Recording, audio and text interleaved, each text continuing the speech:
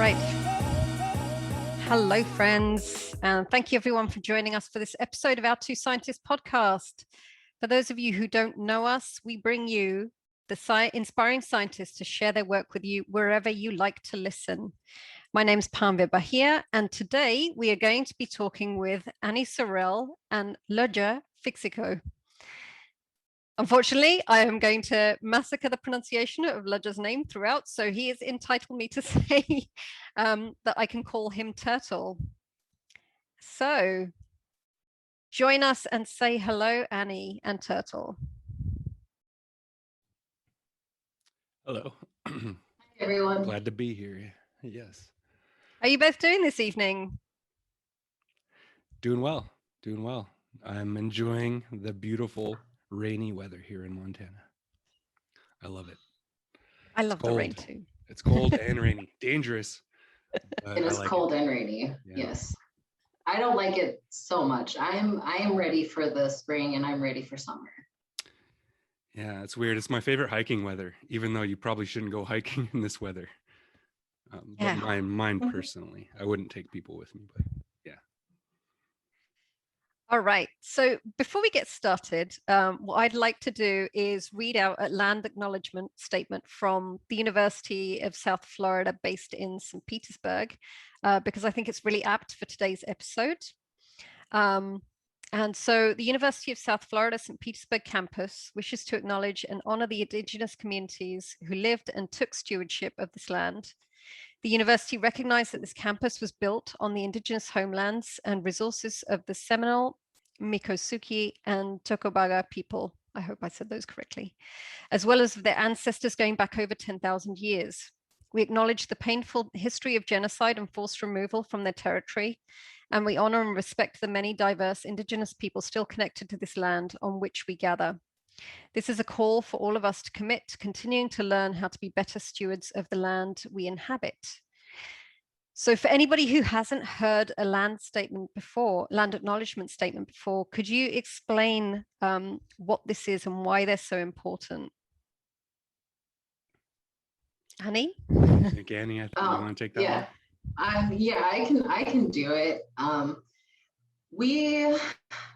I guess when we do our presentations, we like to do it in the beginning as well, because I think Ledge and I both agree that everybody is indigenous to somewhere, and it is extremely important to recognize the people that are indigenous to the area. And as science is progressing, we are learning that the knowledge that is gained from those indigenous people are important and should be included in pretty much all aspects of science. So we do it in recognition of those indigenous people. I think that it is definitely a new form of a land acknowledgement. Not everybody does it. Not everybody, I think, understands it. It's definitely one of those things. And I will say before, because my network bandwidth is low, I am currently in a very, very, very rural location. So my Wi-Fi is extremely spotty. So I'm sorry if I end up being like patchy or if it comes out a little unclear. We feel your pain. Yes, it's really bad. I mean, so like our land acknowledgement, Leja and I are at the Flathead Reservation in northwestern Montana, where I am Bitterroot Salish, among other tribes and among other races as well. Leja, do you want to say what you are? Yes, I am officially human. But aside from that, I grew up here. Interestingly enough, I'm enrolled Seminole in Oklahoma, and Lija is a Seminole word that means turtle, and Fixico is a Seminole word that was given. So I've heard two different stories. One is that it was given to escaped slaves before the Revolutionary War. When they would make it to the Everglades, they'd get adopted into the tribe, and they were given their own communities. And the way my dad explained this is that Fixico means you can never be a slave again, or in short, free man. So that's what I said for a long time, free man. But an uncle of mine, the same one that helped me figure out that it's not Luja, but Lija, and he helped me understand there's a little more to it than that. That Fixico, yes, it meant that, but it also meant that it was something you earned in battle, like a rank, or maybe like like a star, where it represented that it means no heart. And the best way I can explain that is by referencing the film The Last Samurai, where that one dude walks up to Tom Cruise because he's getting his ass kicked and says, "Hey, you're paying attention to too much, man. No mind." And the way I interpret no heart is, it's not that I don't have a heart, but that when you only listen to your emotions, it can get people hurt. It can get people killed, especially if you're a warrior and you have a lot of responsibilities on your plate. Can't just function off of emotions. That's important, but you can't only listen to those. And that's why, especially in a crazy situation, you have to have no heart. Not to say you can't listen, but it should not make your choices for you. But anyways, I'm Scapi Picani culturally. So that's the the long story to my federal designation as a federally recognized member of a tribe. But in my heart and in my mind and in my voice, I'm Amskapi Picani, which is we're the scabby robes of the people, which we call ourselves Nitsitapi. But if you look at English, it's Blackfeet. And we have jokes till this very day about where we got that name, Blackfeet. And I'll say there's probably a half dozen jokes I could tell about that no one would get unless you actually live here. And I grew up here in Western Montana, living in the mountains, fishing, hunting, going out picking berries with my grandmas, my mom. And all of that led up to me being a scientist and has influenced my view on science and why I think science is important but limited, and why it's so important to have good conversations with other scientists. That's, I think, what a huge part of science is we have to have hard conversations about really important topics that are often very emotionally charged, hence no heart. That's, I think, I was born to do this. I love that. That's so poignant and is the perfect segue into the first question that we usually ask our scientists. Obviously, our name is kind of a little bit inaccurate today. Normally, the two scientists consist of me and somebody else. So today we're three scientists. But we like to ask you what it was that inspired you to go into science, what your kind of story was, and where it is that you are now. Who wants to go first? I would say, how about I go first, because I tend to ramble. So I think if I go first, I'll keep it a little more short. I kind of already told a little bit about that, but in so many ways I use this word not negatively. I was indoctrinated to be a scientist by my mother. She always told me that I need to grow up and be a biologist so we can get back Glacier Park from the feds. I didn't know what that meant back when I was a kid, and I still don't entirely know what that means because I can't read her mind or her heart. But eventually I did not become a biologist. I became an ecologist. I learned that I love complex systems, and I love especially the way different complex systems interact in unbounded environments. So this is an especially hard thing for me because I'm also deeply fascinated and into modeling, and those two things rarely fit together. So as an ecologist and looking at things from a restoration point of view, I've been fascinated with traditional ecological knowledge since the very beginning. Even though I grew up with it, I never really heard that term until I got into undergraduate school. And then I found out about it and I thought, wow, why isn't anybody using these data to model ecological systems? I tried and it worked okay, but I realized I was shoving something into a box when it doesn't really belong in a box. And the models are always wrong. Any good modeler will tell you all models are wrong. It's just a model, but they are very useful and they help us focus our efforts in areas where we could be running in a million different directions. And I think especially with things like climate change and ecological restoration, without models to guide our efforts, we are very likely going to continue to make changes that we didn't understand, that are going to have effects that we didn't foresee. And these models that are going to keep on proving that we didn't really understand the system to begin with. Until we figure out, I don't know if it's possible, but until we figure out how to integrate in traditional ecological knowledge or indigenous knowledge systems, however you want to phrase it, into these modeling schemas, we're never going to be able to be successful at it, especially things as complex as restoration in ecosystems or climate change. And that's my science. I'm very intimately involved in that, but also the philosophical side, because traditional knowledge very much has a lot of philosophy involved in it. So understanding the philosophy of science and the history of science is just as important as understanding the technical, more quantifiable side of the modeling world. Yeah, very cool. So I can already hear David kind of the cogs turning, since modeling is definitely his kind of field of research as well, except he applies it to cancer and evolutionary biology there instead. I'd imagine he's going to have a lot of questions. Speaking of which, I just want to let our audience know that you can head to the Q&A, or you can go to the chat and leave questions for us throughout, and I'll try and ask them as we go along.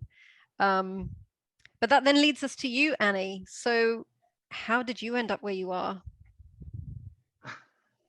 Yeah, I didn't quite have the same growing up as Lydia did, even though we grew up literally probably within 50 miles of each other most of our lives. I really didn't fall in love with science. In high school, I definitely chose sports over like pursuing any type of like understanding of what college was. I just knew I had to get good grades to play softball or golf. So I knew I had to do that. But we get a free year at our local college, our tribal college. So I decided to go to take my free year there. And then I took a general biology class, and the teacher there really changed how I looked at biology. She made it extremely fun. I think that I had wanted to be a teacher for a long time in my life, but not knowing really what that meant or what my future holds. So fell in love with general biology. I've also had a fascination with manatees as well. Being from Montana, don't know why.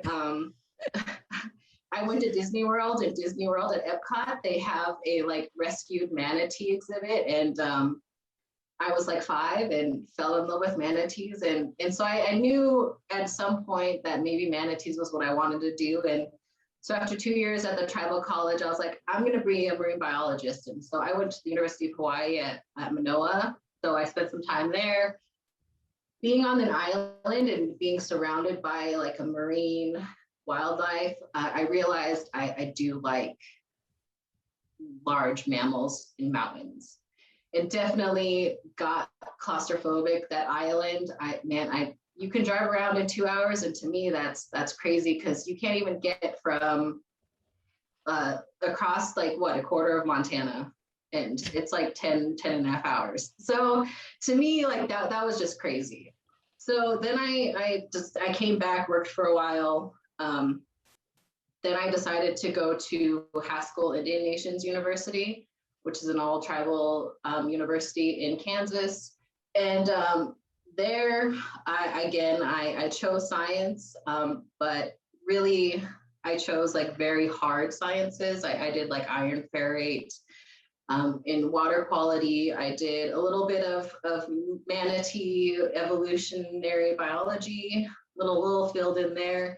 Nothing involved traditional ecological knowledge. And even though I went to a fully tribal school, I think the most kind of indigenous thing I did was I helped my partner work on a food desert for the Dene people, which is the Navajo people. So it wasn't even focusing on my tribe. And then I came back home after a really dark point in my life that really forced me to look at how I'm moving forward. and what I'm going to do. And I'm now at this age, I've graduated. I have to do something. And so we participated in what was called Return to the Homeland.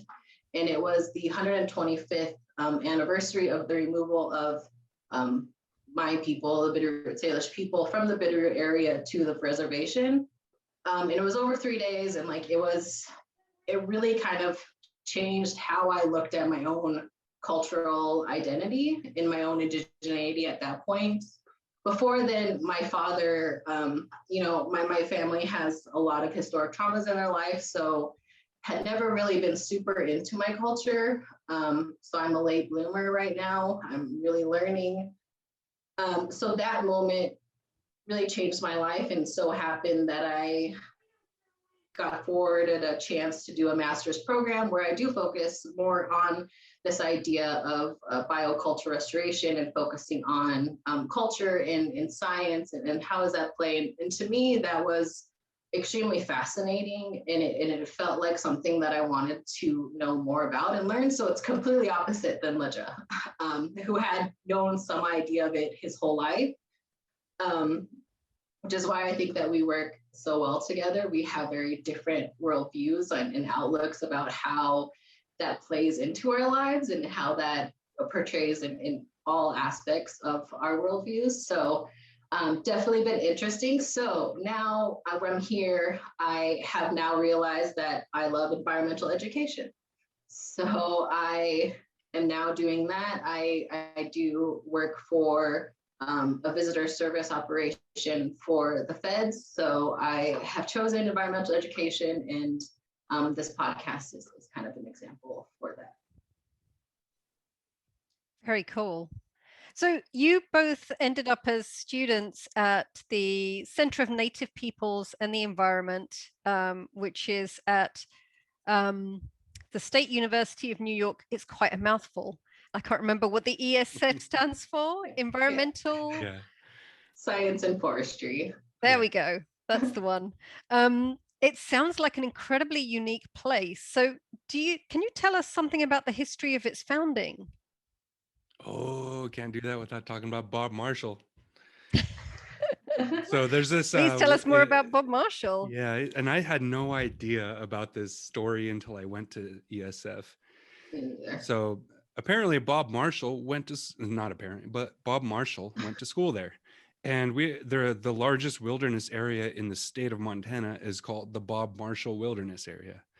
And I have been back in there, and it is one of the most epic places. You know what? I'm going to correct myself. Besides maybe Badger 2 Medicine or up behind Chief Mountain, the Bob Marshall, especially certain areas around like the Chinese Wall, or if you look at some of these drainages that come back out of the Sun River area, and some Montana locals will know this. It's one of the most epic, beautiful places I've ever seen in my life. So with that foundation, Bob Marshall wasn't from here at all. Apparently, he was not from even 1,000 miles of this place. He went to school and lived on the East Coast, and they even have a building there at ESF named after him, the Marshall Building, which I did a lot of classes in. And I was always not always, but I kind of, in the back of my mind, I thought Marshall. And because every time I hear that word Marshall, I think of Bob Marshall and how special forestry is in Montana. And he got his start in forestry, and then eventually did so much work to create modern forestry that they named an entire wilderness area after him here in Montana. And our school there is one of the oldest, and you might be able to correct me if I'm wrong on this. Is it the oldest environmental school in the nation? The oldest university in the nation that teaches forestry specifically? The oldest forestry school in the nation. I might be wrong. So. It could be Yale. I might be a little off on that, but it's at old. Least as old school as Yale. And it's one of the most well-renowned. I didn't know about it. I wasn't really into forestry, even though I have a degree in forestry. I did it because of the modeling stuff. And David, that question is a really good one, and I have a very specific answer to that. But the forestry stuff, always captivated me because the way I see it is it's like these ecologists that are struggling to deal with a complex system that is fundamentally a human one. And by excluding humans, they're actually missing an entire set of gears that make the whole system work. So I really love the talking to foresters, and I hear so much about this problem of how humans interacting with forests and how there's different value systems colliding. And that is exactly what ESF is good at, in my opinion, is bringing different worldviews together to do science together. And in New York State, especially, they have a very different forestry policy than we have here in Montana. Over there, in their state forests and their national lands, people own property. That's not, we don't have that over here at all. And so I didn't know that existed. So I went there and I learned that they have to deal with complex systems interacting together in a way that I never experienced growing up. Because we go to Glacier Park, you're not going to see a town unless it's run by the government. You go to the Bob Marshall, you will not see any towns. You will not see any vehicles. You will not see anything except maybe a pack train of people going back, or hunters, backpackers, never any mechanized vehicles. That's not like that over in New York. So what I started realizing living over there is that ESF specializes in that human, or the not the yeah the human. Maybe I shouldn't say that. Let me rephrase that. In that urban wilderness and landscape, to use technical terminology. But in reality, in my perspective, that dichotomy is a false one. Urban landscapes are just as natural as a forest that people have been managing with fire and selective harvesting for hundreds of years. An urban landscape is just as natural because it comes from human culture. How is human culture not a part of nature? It's just an expression of our biology, in my opinion. So the way I see urban landscapes is a necessary thing to help us learn more about who we are as humans. And that's what ESF is doing a lot of good things in, is they're right in the middle of a big city, but they're surrounded by all these amazing parks and all these amazing wilderness areas, not like what we have in Montana, but there's bears, there's all sorts of stuff that people have to deal with. And talking to folks that do live out in their countryside in New York, I found that we have a lot more in common than we have different, even 2,000 miles away. And that blew me away. That just completely blew me away. Annie, did I miss anything? I think you had a different experience, but like Annie said, her and I, we see the world in very different ways, partially because of our upbringing, but also because we're just different people. And she's a woman, I'm a man, and it's just going to change the way we react and the way we see and the way we feel. And that's not a bad thing. That's a good thing, because in that way, like she said, we complement each other. And I don't think I can actually quantify how much I've learned from Annie. And with that being said, she helps me learn how to quiet down and listen. Yeah. So Annie, can you tell us? Yeah. Sorry, can you tell us what's unique about the program and what your experience was going through it? I mean, I know that biocultural restoration is probably only talked about and discussed, well, especially when we started 3 years ago. It really was only at SUNY ESF where we were at. It was one of the first kind of master's programs that really wanted to incorporate this idea of traditional ecological knowledge and into restoration. And it's definitely, man. Yeah, I mean, it definitely changes how you look at things. I observe more when I'm out walking. I think that before you tend to like power walk or like run and then miss out on a whole bunch of things. I learned a lot about value systems as well. We talk about respect, responsibility, and reciprocity a lot of the times. And I think that has just generally changed my life in a lot of aspects. And I now get to explain those value systems to people that really have no idea about Indigenous knowledge or even Indigenous communities or people. We tend to be this idea of past tense people where we're not modernized. That's why we decided to do the Indian Science Show, kind of playing on the idea of a modernized version of what are Indigenous people today, and kind of what are they doing, because I think there's like this stereotypical idea of what an Indigenous person is. And there are over 570 federally recognized tribes in the United States alone. That doesn't consider the First Nations in Canada, or speaking about Australians or their Aboriginal people, Maori people, people in South America as well. I think that it does touch base on this idea, and this program has opened my eyes to Indigenous people across the world. And it is extremely interesting to me that Robin Kimmer, who is our advisor and mentor while we're there, really has kind of pioneered a unique way to look at science, and especially storytelling in science. And I really feel like that's what this program has helped me on a lot, is how to become a better science storyteller, not trying to use big words. And, I had my first kind of long talk with one of our cultural elders.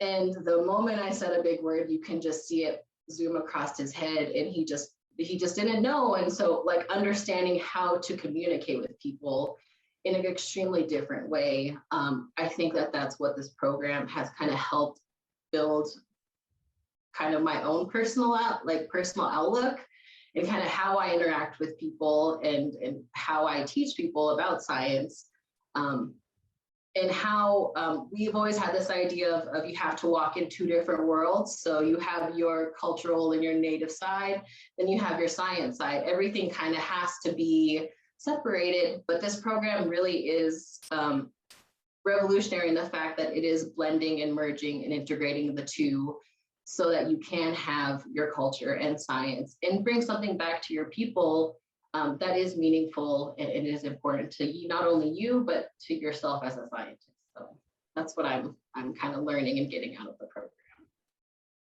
That's very cool. And I completely agree with the importance of language when you're communicating science, and making sure that you don't include a lot of jargon and so on. I think there's also a larger conversation going on around who is included within scientific conversations, and the idea that we're not using native languages, at which point there's an entire swathe of the entire world that's excluded. So I've spoken to my mum about my research in the past, and she was just like, yeah, okay, whatever. And the first time I tried to explain it to her in Punjabi, she finally connected with something, and she started asking me questions. I was like, oh, wow, okay. So it was super hard for me to do that, because my Punjabi is gross these days. But, it was just this idea that I just hadn't considered that, because she speaks English, but to her, it didn't mean something until I told her in a way that, she felt like she resonated with. I know this is like listening to your podcast, and certainly listening to, I've been listening to Robin's book, Braiding Sweetgrass, which I highly recommend to anyone who is joining us right now. Like, I'll read the book as well, but to listen to the audiobook is just like, in her voice and her tone is just magical. I love when authors read their books on audiobooks. Yeah, and it's, as you say, like, it's her story, and it's so hard not to get swept away with what she's telling you, and it's so much easier to connect to the science she's talking about. So what I wanted to ask you next is actually about your research. So can you tell us about your scientific projects? And David actually asks in here, what does a day look like for you? What's a typical day, if there is such a thing? Let's start with Roger this time. So I really deeply believe in morning routines and waking up at the same time every day. it's not just my own belief and my own opinion, but this is very well established in the medical literature that circadian rhythms are so important for so many different things. There's no reason why we shouldn't be integrating our daily habits into those rhythms. So I try to do that in as many ways as I can. And so typically I wake up and drink some water, take care of my body, and do some movement of some kind. And some days I meditate, some days I don't. Typically, I feel like it comes and goes as I need it. For a long time, I did meditate every day, mostly through breathing exercises, which I view meditation as a part of.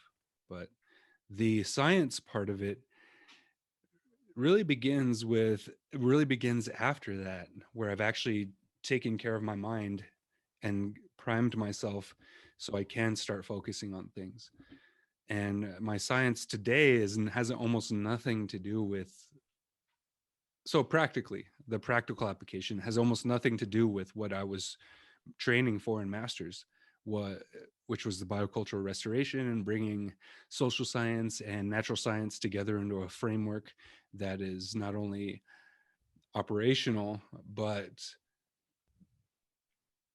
morally and philosophically robust.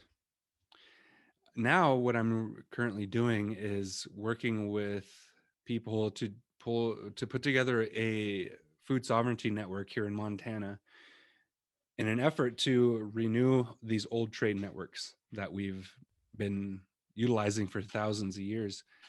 And they've shifted over time, and now we need to shift them again. And so that's what we're working on right now. And the project is called the Montana Indigenous Food Sovereignty Initiative. And I say almost completely away from what I was training to do, because a lot of what I am doing is bringing people with different worldviews together to talk about important stuff. And that's really hard, not just to talk about it, but to try and facilitate a conversation where people have completely different opinions about stuff that I did not. So I've been interviewing folks for years, and I had no idea how difficult this would be until I started doing it. But it's also extremely rewarding. And throughout this process, I've learned we have way more that we agree about than we disagree about, whether you're left, right, center, libertarian, conservative, Democrat. I mean, it doesn't even matter what kind of group that you're associating with, whether it's politics or just societal or cultural or scientific.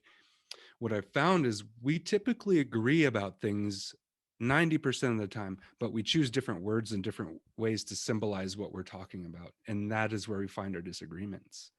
Not that we disagree about family or about how we want to live our lives, but we disagree about how you should go about doing that and what words you're using to describe how you're doing that. And so my work at ESF was specifically looking at indicators, or how you measure things one way or another, whether it's going horribly wrong or terrifically successful. An indicator is like a gas gauge where you're figuring out which direction are you going and how to measure that as it concerns culture. It's very, very amorphous. It's very difficult. And my task was to figure out how it's being currently measured, culture, and if it's possible, or how it's currently being measured in relation to ecology. So is culture related to ecosystems like a grassland and fire management? That's one of the most easily identifiable cultural indicators of ecosystem success, or ecological, cultural, or biocultural indicators. There's so many, and this is a part of our program. Is it's a brand new field, and a part of any new field, which I didn't understand until I got into this, is creating terminology, coming up with a set of words with a specific set of semantics so we can operationalize it across continents and work on things at a scale that humans, I don't know, could possibly work on them without this kind of framework, which is the huge benefit of modern science, is shared terminology. It's one of the major benefits. but it's also one of the major restrictions because that excludes it from local knowledge data sets in so many different ways. And that's where that's where I found my struggles with traditional ecological knowledge, was trying to shove those into polygons, or the opposite, trying to represent those across a whole landscape with raster data, which is just, instead of like point data where it's bounded by a polygon or it's a single point on a map or a line on a map, raster data is continuous across the whole surface. So it's either a point, a box, or a line, or continuous data across the surface. And there's not much in between those two. And that is one of the biggest problems with trying to represent traditional knowledge in a geospatial model. And that was my big failure as an undergraduate, is I realized I didn't do that. I did it well enough to get cool looking maps. But as far as actually representing the traditional knowledge on the map, I don't think I succeeded in that. And that's one of my main interests now. And it's so weird to describe this, because I'm a geospatial scientist, but I'm also a philosopher of science. And bringing these things together has been one of the biggest challenges of my life. And the short and dirty explanation I can come up with as far as why this is important is because we think about and view ourselves and the world in stories, not in some kind of set of data points. And this has been true for since time immemorial, is we view ourselves, especially in ancient times, as a part of a story. And if we can't start telling our science through stories, we're not going to really do much for society. And that, I think, is one of the biggest lessons I learned by being a part of Robin's program and the people of the Center of Native Peoples and the Environment, and learning everything I did being over in New York from the Haudenosaunee, as well as the quote unquote non-Indigenous people there, is not only do we have a lot more in common than we think we do or want to admit, but we also are facing very similar problems, in that we need to understand our role in the universe. And to understand that, the only way to do it is to speak with each other, so we can actually begin to understand each other's experiences. Nobody's right about anyone else's experience.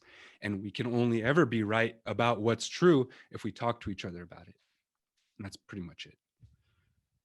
I don't know if that answered the question. That's the weird thing about talking to me about my science, is I'm so deeply, because it's philosophy and science at the same time, it's overwhelmingly challenging to pinpoint one thing or another.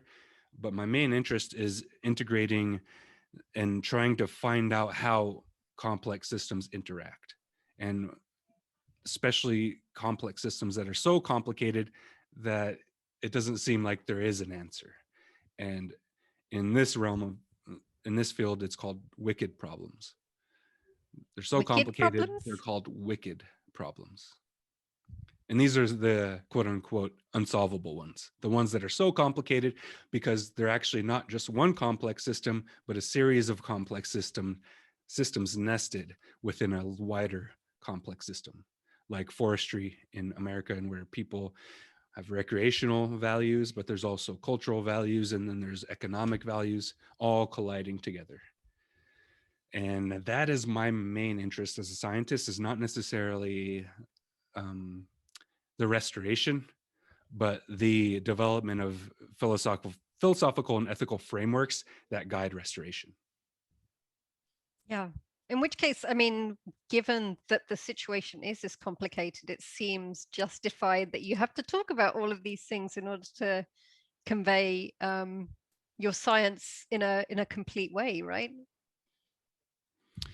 Yeah. So, and this is something I try to be careful about, and try to be humble about, is, so I'm Indigenous. I'm Amskapi Pikani.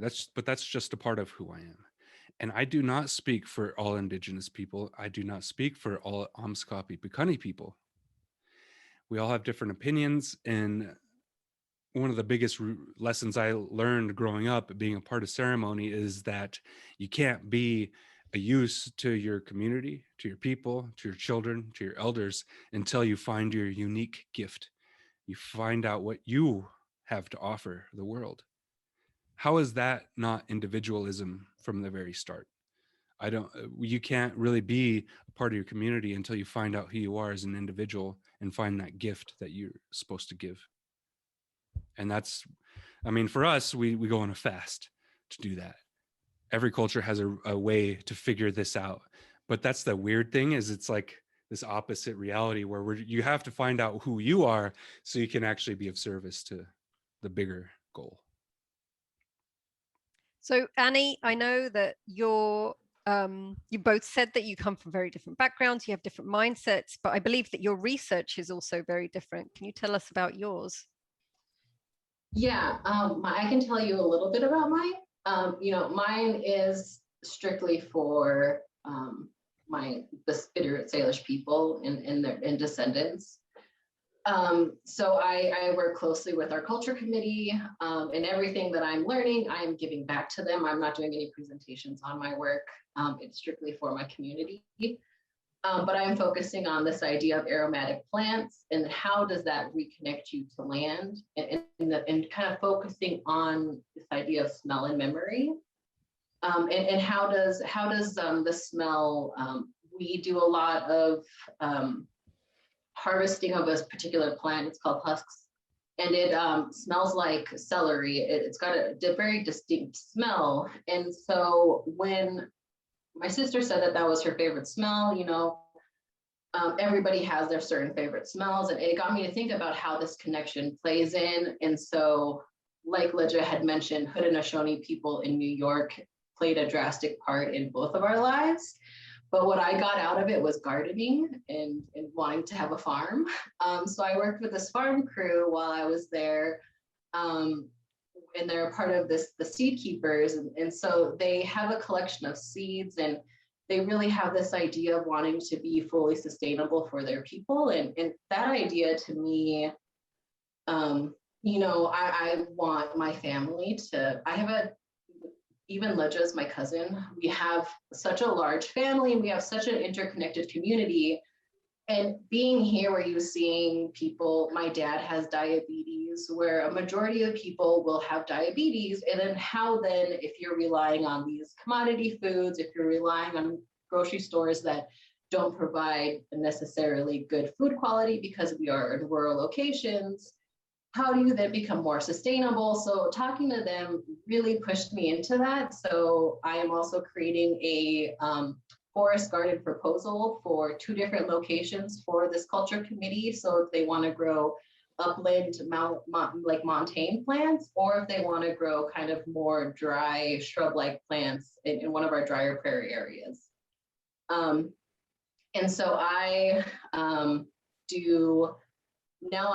because of COVID, took a little break from my work, just because my work is very community based, and I couldn't you can't deal with our community because of our rural location and how COVID has impacted Native communities. I definitely didn't want to try to get people together. So my summer looks like plant walks every other week.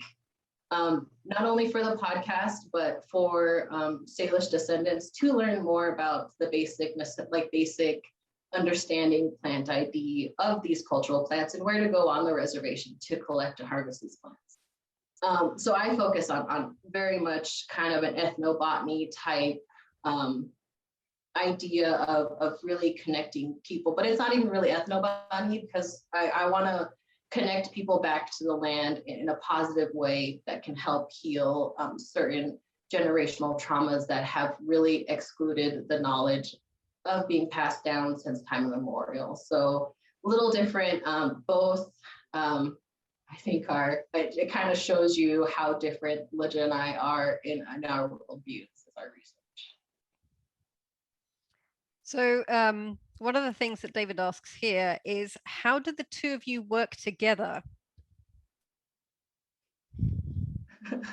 Is it just on the podcast? You don't? Okay. Pretty much just the podcast. We have totally Okay. different research interests, and as well as different projects that we're involved in. I mean, I think you're my friend. So we hang out in other ways. Yeah, we're homies for sure. But Um, and we're cousins, like she said, but we didn't even know each other until we entered the program there at ESF. And So did you know of each other, but you didn't know each other until you got there?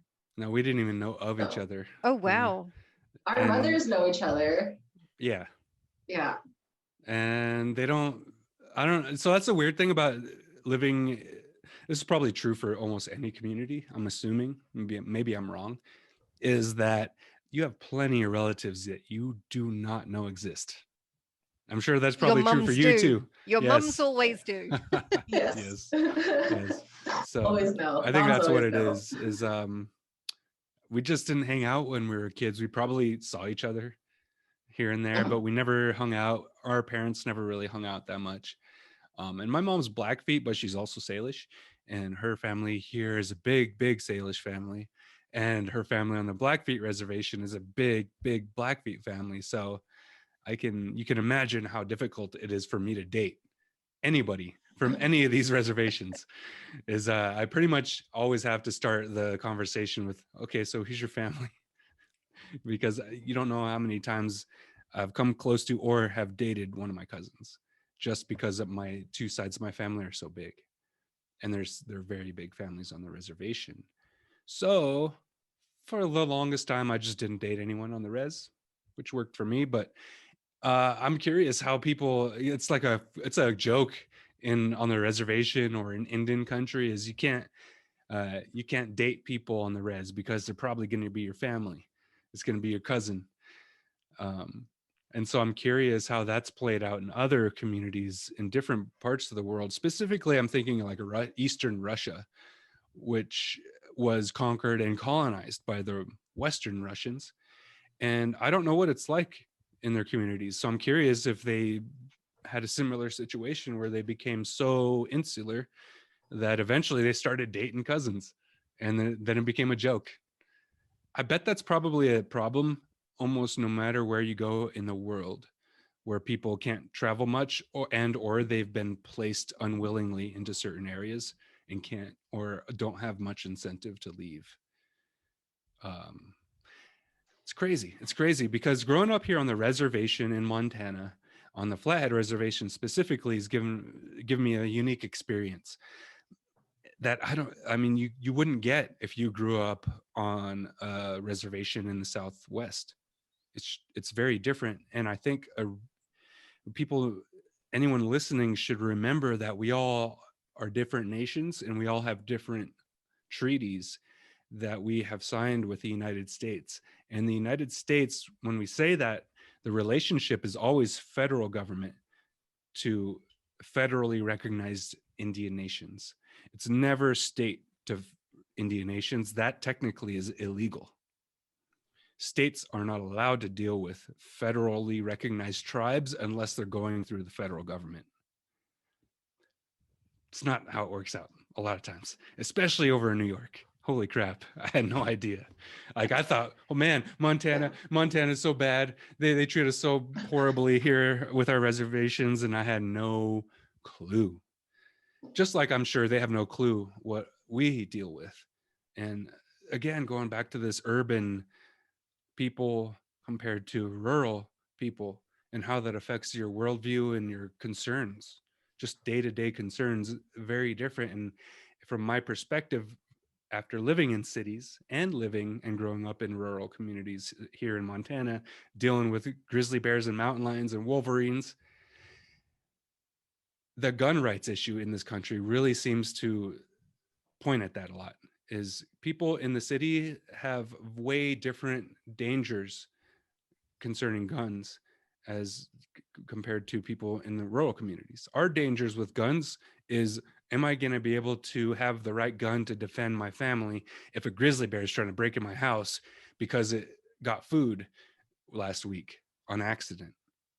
Or being out hiking with my family, worrying about mountain lions, or being in the Bob Marshall wilderness alone, not knowing who you're going to run into or what you're going to run into. And wanting to be able to protect yourself with the most efficient tool possible.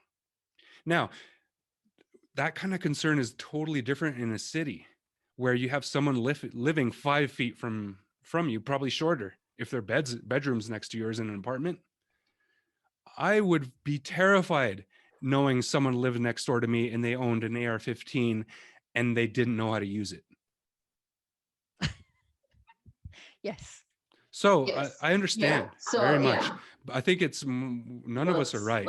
We need to try to understand each other more than we need to try to make a one-size-fits-all solution for people that live in very different environments. Yeah, and I think that's kind of how we do complement each other, which is what we're talking about, how you and I complement each other. Yeah. Is that we are extremely different in how we see the world. And I think sometimes you need somebody with a differing opinion to kind of help you broaden the outlook that you have. Because sometimes being in a rural location, sometimes it is a little sheltered and you don't witness everything else. And so I am definitely more like free, like I like to move. I don't like to be held down to one spot. That's why I chose the job I did. But yeah, definitely not Loja. I think he's realizing as time goes on, he loves the mountains that he has here. And I think that he's got also like kids that he has. And so I just have a cat. So my focus is my cat. Obviously, he does not understand personal space or when I'm in a Zoom meeting. So sorry, he has been popping up from time to time. I don't think any cats respect personal space. No, quite. I think that's a cat thing. And you don't apologize for your cat. You have to introduce them. Oh yeah, his name is Porter. Porter. There we go. Porter, yeah. So yeah, he tends to be my focus, and I tend to focus on very different things than Loja does. I think just because I have such a differing cultural opinion on many things, not only when it comes to our tribal identity, but also politically and kind of worldview and hope-wise. And we've always joked around because our common thing that we love is aliens. And we always end up finding a way to talk about aliens in anything. And I think that we end up like, no matter how intense our conversations get and how much we may disagree with each other, by the end of it, it's always aliens. And it's always like us laughing or like singing and dancing and like really complimenting each other to, at the end of the day, recognize that we are in each other's lives for the betterment, I like to think. And I like to think that Loja is right when it comes to philosophy, because I know nothing about philosophy. It's something I have never studied, but I will say that I am right on, let's see, we're about 50-50. I when it comes to our episodes, I think I do less improvising. I kind of stick to my research notes. I don't like to venture from it. I don't like to go off topic. So I'm more right when it comes to the podcast, what gets displayed. Yeah. So to answer that question, it's definitely Annie on the recordings, because so we have this thing where we do corrections of our mistakes that we have put out on the internet. And almost exclusively, it's probably like 5-1, with my mistakes to hers, because she's right. I do go off on tangents. I talk about all sorts of different things, partially because I have very divergent interests and I've done so many different things, but I'm not really good at many things. There's really like 2 or 3 things I'm actually good at. And it's like maps and philosophy. Yeah, you're maybe. good at ecology. You're good at like systems. Okay, you're good at survival. You would survive longer than I would during an apocalypse. So yeah, that's a weird. That's another thing. It's tough to say what kind of work I've done and where I've come from because I've done so many different things. Before I started college, I was a survival instructor, and I taught kids how to make rope and how to find clean water when you can't start a fire.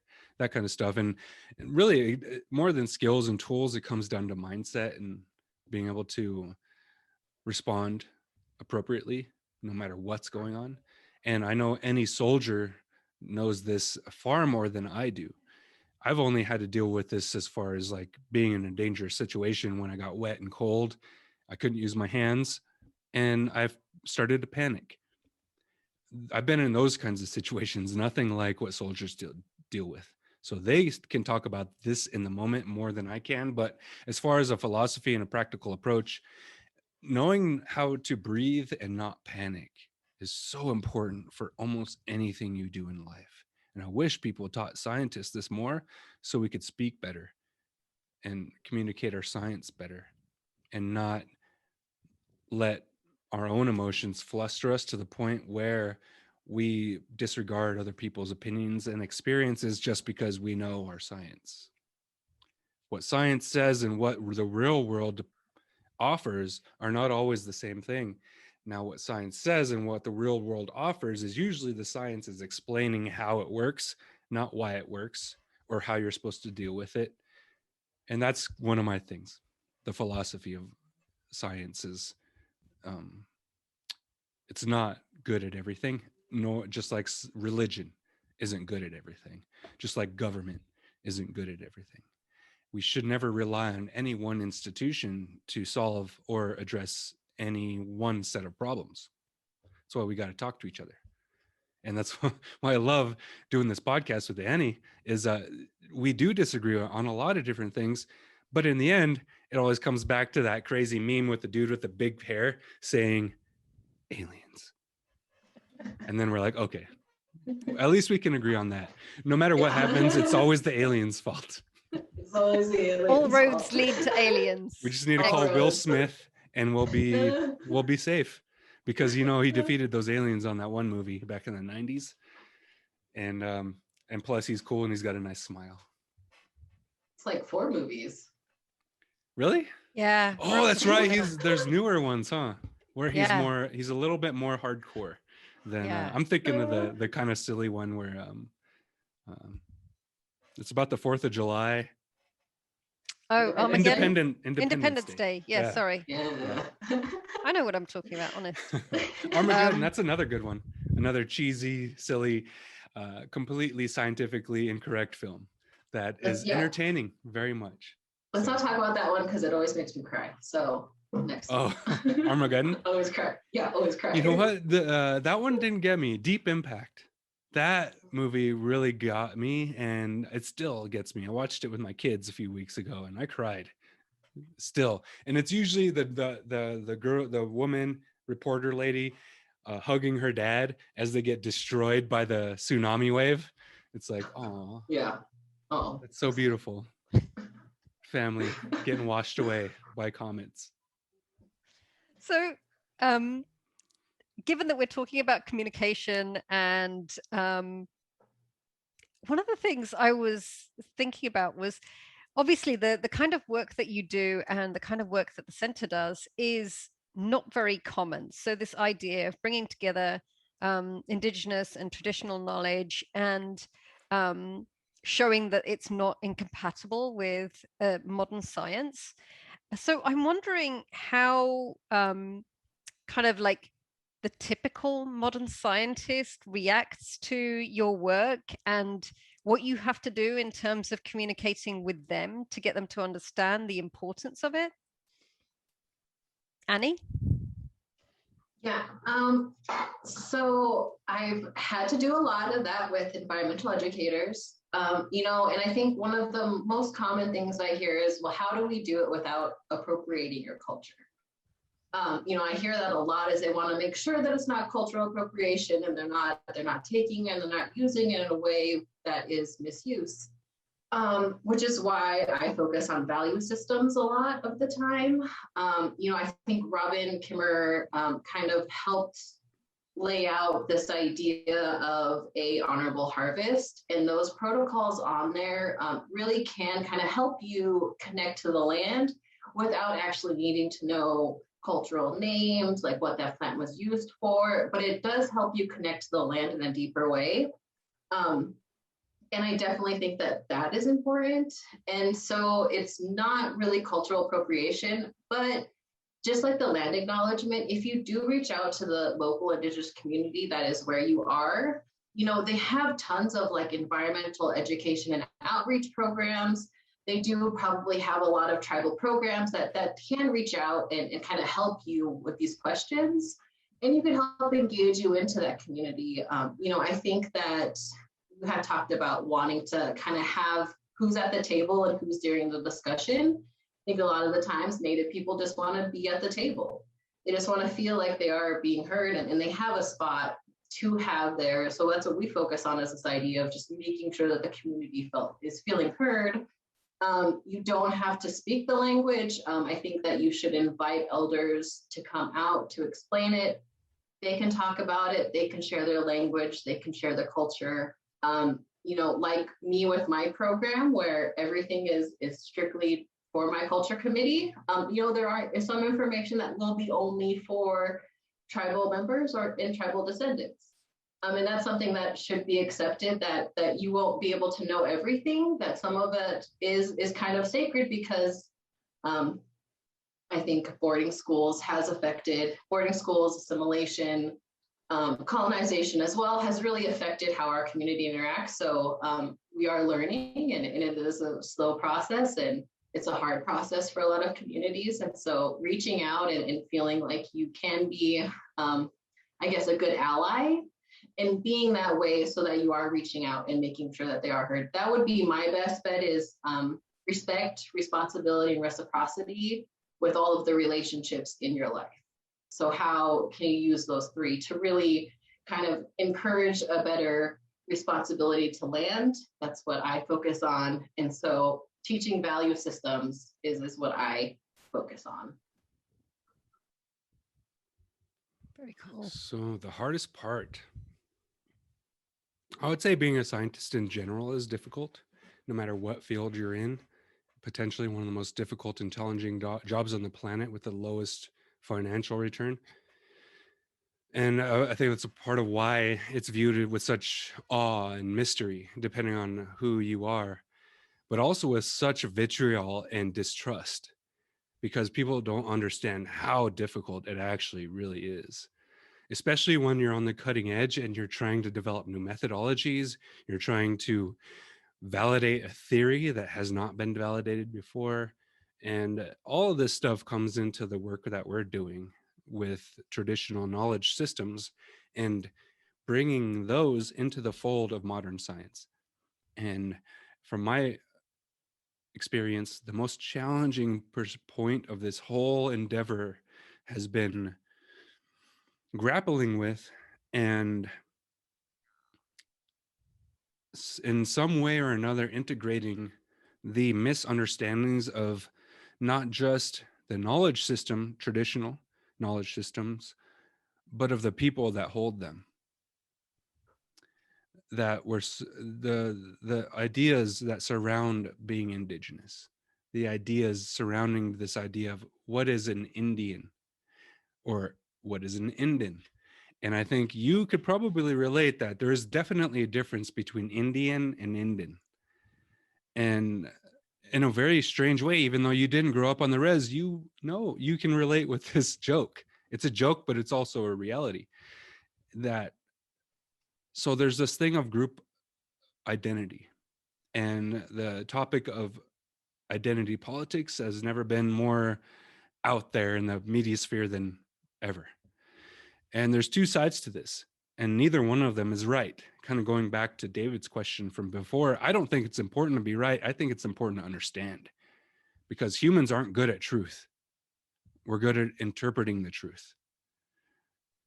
And that's where science has become so powerful, is it's been the most powerful and most specifically influential tool that has helped us get past that problem of never really truly being able to actually find the truth, but only ever being able to interpret it, and then agreeing on a system where we can actually start describing the truth. But that still doesn't mean we know how to deal with it. That doesn't mean we know what it means. Why is it the truth? Why does that work the way it does? That's not really a science question. That's a philosophy and a religious question. So that's my biggest challenge, is trying to bring philosophy and science together and encourage, especially scientists, to understand the history and philosophy of what they're doing. Very rarely do I find that scientists understand where their science comes from. And me, I've done a lot of archaeology and anthropology work professionally. And so I had to understand where this comes from. And I was also interested. So knowing that eugenics and the gas chamber program that the Nazis had going on is a direct byproduct of the high science of anthropology at the time. It really gets me thinking skeptically about science in general. When I hear things like it's settled or this is cutting edge science, I'm like, well, let's keep asking questions. Let's keep looking at it instead of trying to make these huge decisions for other people's lives based off of this. That's not our job. Us scientists, it's not our job. Our job is science, not science and politics, not science and this or that. That's where, in our communities, in our families, yes. But when it comes down to making decisions for millions, tens of millions, hundreds of millions of people spread across thousands of miles, I'm like, who am I to say how they should live their lives? I don't know what they have to deal with every day. And so that's what I've learned from my research is cultural systems, cultural value frameworks are of the utmost importance. And especially in politics and science, people like to operate under this illusion that we escape those things when we actually don't. And Annie knows this. We've talked about it a lot. You can't separate your politics from your science, but that is our job. So anyone listening that's not a scientist, just remember that we got a weird job. It's a really weird job, one of the most especially challenging ones, because in so many ways we're acting against human nature, because that's our nature to group people into identities and to easily identifiable categories. That's just how our brains work. It's biology. But we also have this very unique and awesome ability to be able to recognize that and to shift our behavior. And that's where culture comes in. There's this amazing tool in culture and language that we've invented to mitigate these things when they become unnecessary. And that's what I'm seeing right now is we need to stop just separating ourselves into different groups and start looking at what we do have in common and finding solutions based off that instead of what we don't agree with. I don't know how we can find solutions off things we disagree about. I just don't know. I don't know if that's possible. But I'm also very ignorant about a great many things. So I'm very willing to listen. And I think everybody should be doing something, doing something to talk with people they disagree with and listen. And I include myself in that. So that's my challenge, talking. Well, while we're on the subject of talking, it feels like a good time to introduce your podcast. And so on the subject of identity politics, now, obviously, as you alluded to the fact that my parents are from India, but I was born and raised in the UK. And as a very young child, watching American Westerns and thinking, cowboys and Indians, what who are these people? Because I do not understand this at all. And obviously it's been used as a pejorative term, but I noticed that actually after finding your podcast that a lot of Indigenous folks use this term NDN, which is like a contraction of the term. So can you explain why you use something that is a derivative of the term Indian? So part of it was like, hey, this is pop culture. Let's do it. Yeah. We'll get more clicks. But also because in a very real way. So for Piikani people, and again, I can't speak for all of us, but I love the word savage. I'm savage AF. And I would love to make a shirt. I hope there's probably a shirt out there that says that. But I would sport it specifically because I'm Piikani. We are definitely savage. And so it's a rebranding of the word, the way I see it. And I know in South America, they very much own the word Indian. And but for scientists, it doesn't make sense. Kind of like you're talking about, like, wait a minute, cowboys and Indians, what? Those aren't Indians. But at the same time, that's what we were labeled. And so owning it, rebranding it is what NDN is owning it and rebranding it to mean something different than what it was supposed to mean when it was forced on us. Does that sound about right, Annie? Yeah, Rebranding. yeah, it's just rebranding it. Yeah, definitely. It shows you a generational difference as well. You know, a lot of older Native folks don't really use that. My mom likes the term American Indian. I don't. You know, if chosen, I guess Native American. I prefer Indigenous. Yeah, so I just think it's just accepting a term that was given to us not by choice and rebranding it and making it more modern and Indigenous to not be considered past tense like we always are considered in textbooks and other things. So Yeah. more modern. Yeah, I mean, and that's the thing too, is like this culture under a glass is the way I've heard it phrased before. But I mean, we're on Zoom. I have a computer here. I use a cell phone. I drive a car, but I also sleep in a teepee sometimes. I also know how to ride a horse. I also know how to track an animal. And I also know how to order from Uber Eats. So this idea that being Indigenous is one thing or another is complete nonsense. It's just being human. We're adaptable and creative, like all other humans. But we're not that smart, like all other humans. The only way we're smart is when we work together, when we can bring our ideas together so we can find out what sucks and what doesn't suck.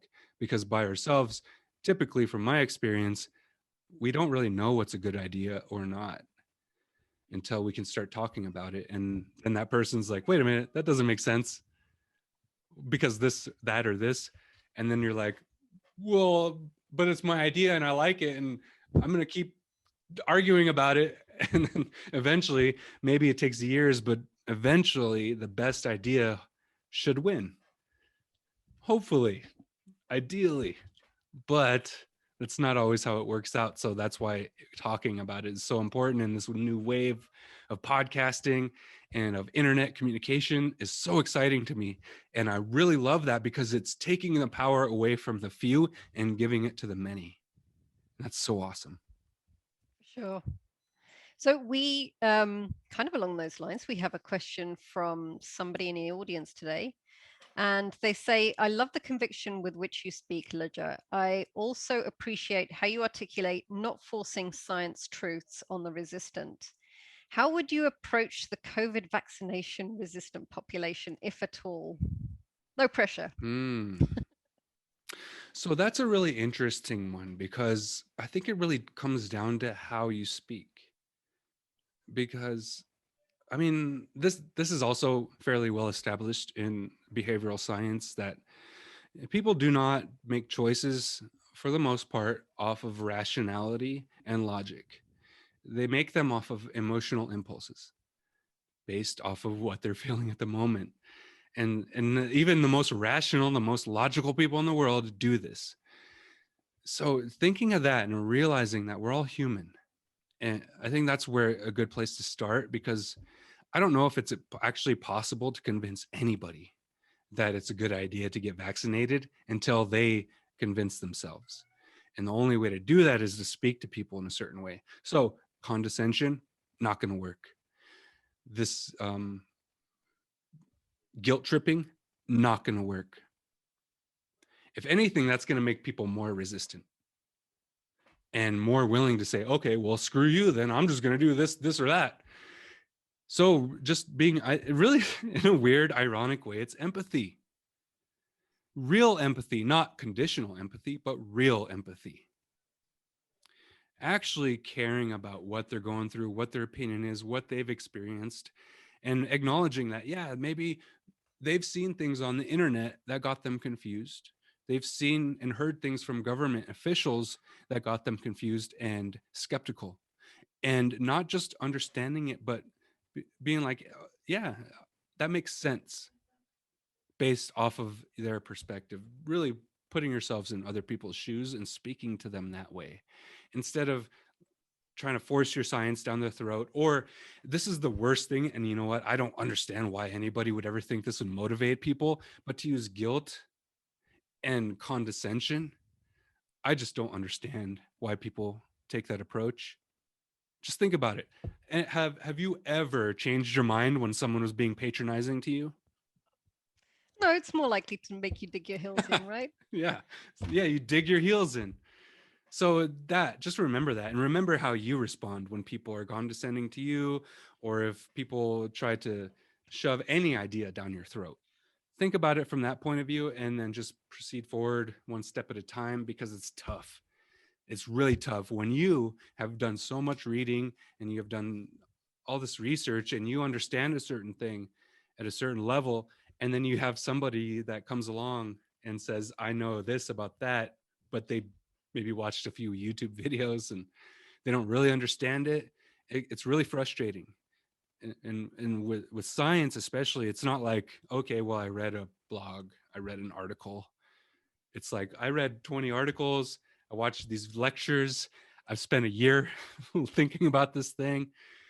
So when someone comes along and they're like, no, because this, and they're convinced off of just based off of a few videos or off of one influential voice, I can understand how frustrating that is. I've been frustrated by it. I'm consistently, almost every day, frustrated by this stuff, especially when it concerns maps. But that doesn't mean that I need to take my frustrations out on these people just because they didn't understand what I've been trying to understand for years. And that's my main point, is we should not be trying to guilt trip people. We should not be trying to be condescending to people because they don't understand. If anything, we should be trying to understand them so we can understand and actually talk to those people, not at them.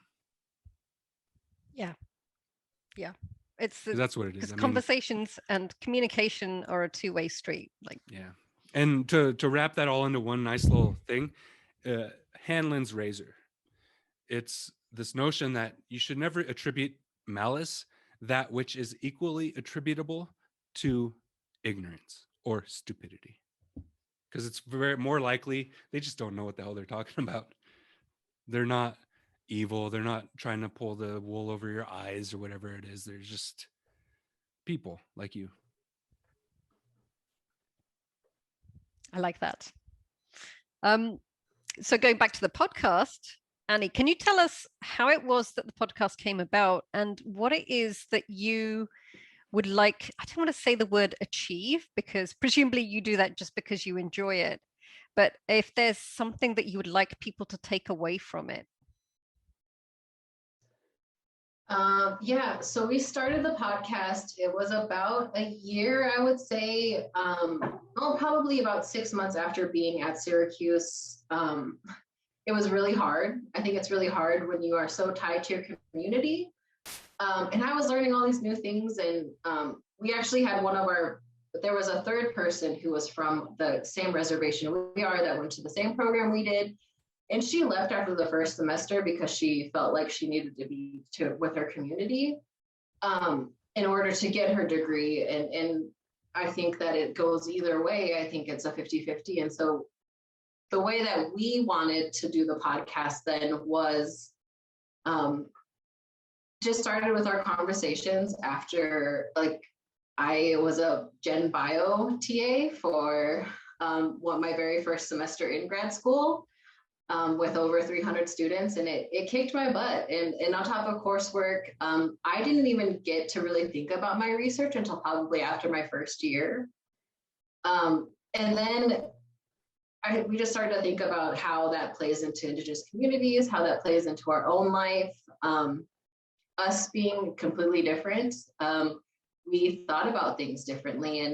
And these conversations, we just thought that even if it was a very select few amount of people would hear it, if we can kind of help somebody who is struggling with their own cultural identity in any way, if people are trying to understand traditional ecological knowledge, if they're trying to understand how modern Indigenous people are, we not only focus on the United States, but we also focus globally on different Indigenous issues. I hopefully after the pandemic want to travel a lot more and see a lot of these Indigenous communities. I want to go to Chiapas, Mexico, and work with them. I'm an avid coffee drinker, and so I'm really getting into fair trade coffee beans. And they're one of the largest producers, and they're very Indigenous based when they grow, and so it kind of started that way. And so I hope that people, what they get out of the podcast is an understanding that everybody is Indigenous to somewhere, and learning your own Indigenous roots and knowing how that plays into your own life, and really understanding that traditional ecological knowledge is valid, and that oral traditions and oral histories are extremely important when it comes to not only science, but I think every aspect of our life can be used and figure it out. And at least that's what I hope they get out. I don't know. I'm pretty sure Lija is going to be a little bit different, but know where you're from, and see how you can increase your own cultural identity, because every place is so unique and so amazing. And learn where you're from. And I'm very place-based and land-based, and so learn to love the land and respect the land, and a deeper connection that's only just artificial. It doesn't have to be pretty to be loved in any way. You should love the land. Yeah, that. So starting from the very beginning, I think it was just kind of, we were so convinced that our ideas were so cool that everyone on the internet would want to listen to them and download them. So we're like, let's start a podcast. Of course, it makes sense. I still think that way, but also I agree with Annie. There's so much confusion and misinterpretations around traditional knowledge and Indigenous people. And I didn't really understand the scale of that until I lived in New York and got to talk to people that thought, whoa, so you guys don't really live in teepees, or whoa, so you guys really still do exist, or whoa, I had no idea that suicide was such a problem for you. So knowing just how little people know about us, but how many assumptions that are made was something that really opened my eyes. And so that alone was enough of a reason to start a podcast. But also my love for science and philosophy, and the philosophy of science was the driving force for me. I feel like that science has such great potential, and we are vastly underestimating it by trying to use it to answer all questions instead of looking at all these other tools we've developed for hundreds of thousands of years. Things like language, art, and cultural ceremonies. These are things that have been around for so long, and science is brand new. But that's the weird misinterpretation is, again, I want to redefine this word science and teach people that it's not a Western thing. For one, modern science uses Arabic numerals. It uses inventions from China. How could we possibly call it Western science in any other way aside from its drive to separate church from the science? That's really the main thing that seems to make European science unique. But it led to so many amazing things, but it's also been the single most limiting factor that of modern science is the separation of spirituality from it.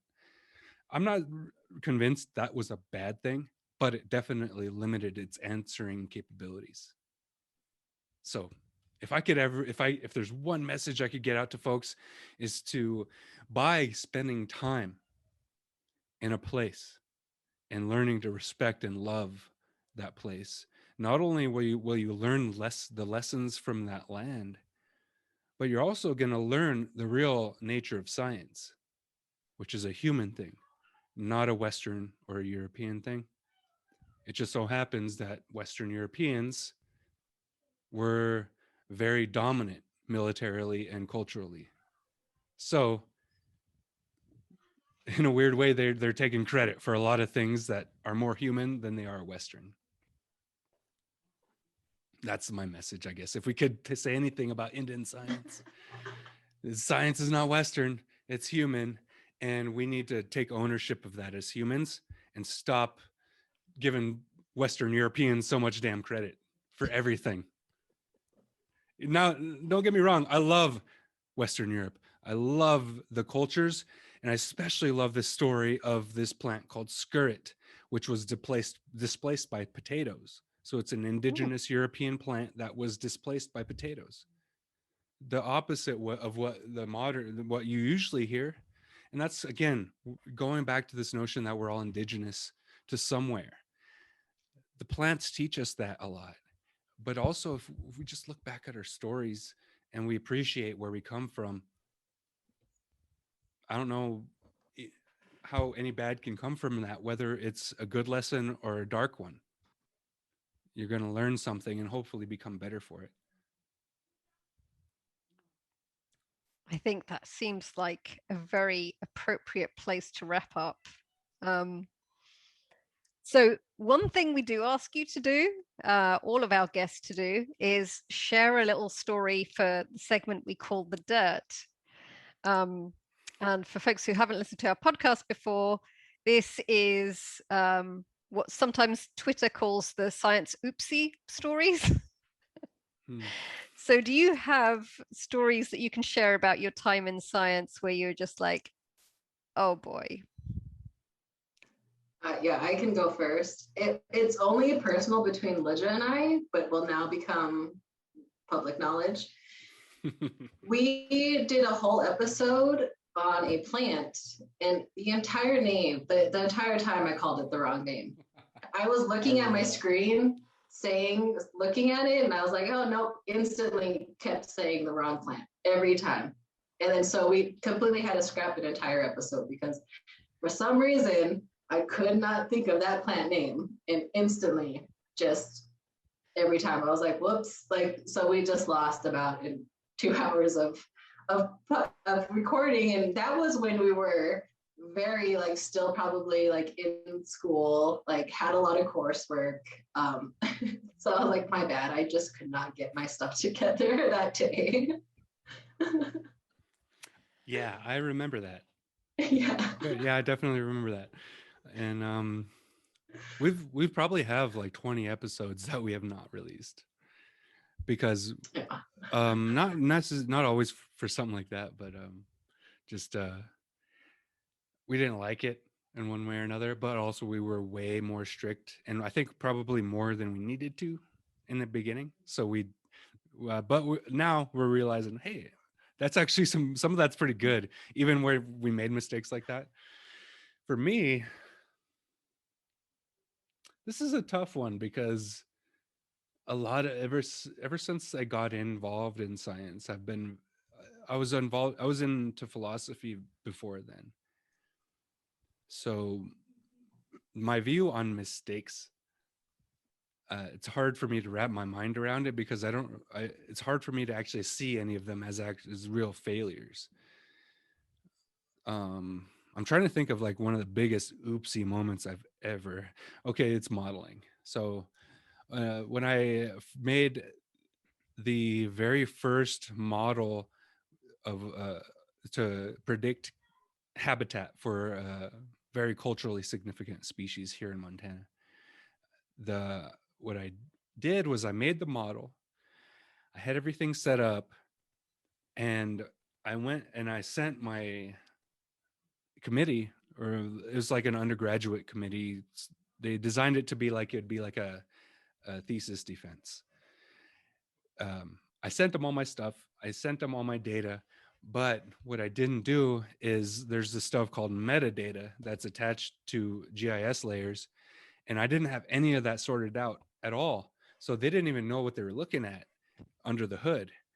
all I sent them was a bunch of data points that didn't really mean anything aside from what I was saying they meant, which is like not the best way to do that kind of work. And I didn't even know what I was doing. And so that, I guess, if there's any big oopsie moment where I just like, and afterward I was like, oh God, that makes so much sense. It was that is not understanding metadata when I'm trying to model geospatial analyses. Lessons learned. Yeah, besides that, I think it's mostly word use, trying to talk to elders, using words like ecological or indicators, and never thinking about another word that I could use for that, a better word. And I just never thought that ecological would ever be misunderstood or not understood. And having that be one of the first things I came across was like, wow, shows how ignorant scientists are. But there's room to learn, thankfully. Yes. Wonderful. Thank you again so much. Really appreciate your time. And I look forward to plodding through the remainder of your podcast episodes. Yes. So happy Earth Day. And thank you to audience for joining as well. Yeah, thank you for having us on here, especially on Earth Day. I mean, we both, I think, love Earth, and it's such a special day. So thank you for having us on this day. I really appreciate it. Thank you for everyone listening. Righty. Yes. Yeah, thank you. We appreciate it. And I'm slowly, I didn't listen to your earlier stuff, but I was listening to your COVID series, and it's definitely interesting. I mean, it's one of the subjects I know very little about is microbiology. So I'm big complex stuff. I know very little about the tiny microbial world. So yeah, thank you. I'm appreciative. Just Google Indin Science Show if you want to find us. And I'm looking forward to learning and hearing more of your podcast. You too. Thank you so much. I love this mutual appreciation society thing we have going on here. Yeah. Oh yeah. I mean, science. Yeah. Science brings every walk of life together, and it's so interesting. Different worldviews like of science. Podcasters are like that too. Like generally, because we kind of understand there's a lot that goes on behind the scenes to get ready for this stuff. It's not that easy. For sure. I appreciate it, definitely. All righty. Thank you again. And I hope everybody has a wonderful rest of their evening. Yes. Bye. And bye to Porter as well. He ran outside finally. Yeah. All right. Later. I'll talk to you later. Take care. Peace. Bye.